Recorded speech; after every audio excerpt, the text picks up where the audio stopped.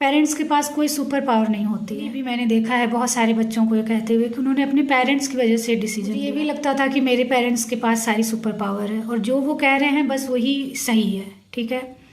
लेकिन आज जब मेरे बच्चे बड़े हो गए हैं, जब वो अपनी लाइफ के बड़े डिसीजन लेने जा रहे हैं और कहीं ना कहीं हमें भी उसके लिए डिसीजन लेना पड़ रहा है, तो मुझे ये समझ में आ रहा है कि पेरेंट्स के पास कोई सुपर पावर नहीं होती है। क्योंकि आज मैं अपने उन्हीं पेरेंट्स को देख रही हूँ जो अब बूढ़े हो गए हैं, ठीक है। तो ये बात मैं इसलिए कह रही हूँ ना कि कई बार हम बहुत सारे बड़े डिसीजंस को अवॉइड करते हैं, या कई बार हम सोचते हैं कि ये चीज़ मेरे लिए सही है लेकिन अपने पेरेंट्स की वजह से नहीं कर पाते हैं। तो प्लीज़ एक बार उसको दूसरे नज़रिए से भी सोचिएगा, क्योंकि पेरेंट्स वही कह रहे हैं जो वो जानते हैं।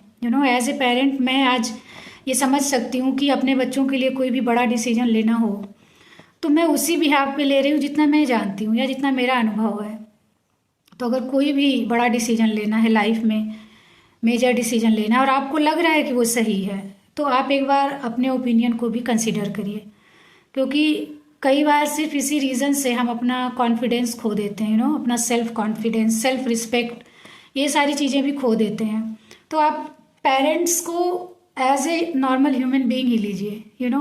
उनके पास कोई सुपर पावर नहीं है, वो भी आपके जैसे ही हैं, हम भी आपके जैसे ही हैं, पेरेंट्स भी आपके जैसे ही हैं। तो ये चीज़ मुझे मेरी यंग एज में नहीं समझ में आई, अब मुझे समझ में आ रही है जब मेरे बच्चे बड़े हो गए, जब हमें उनके लिए डिसीजन लेना पड़ रहा है। तो मुझे लगता है कि मेरे पास कोई सुपर पावर नहीं है,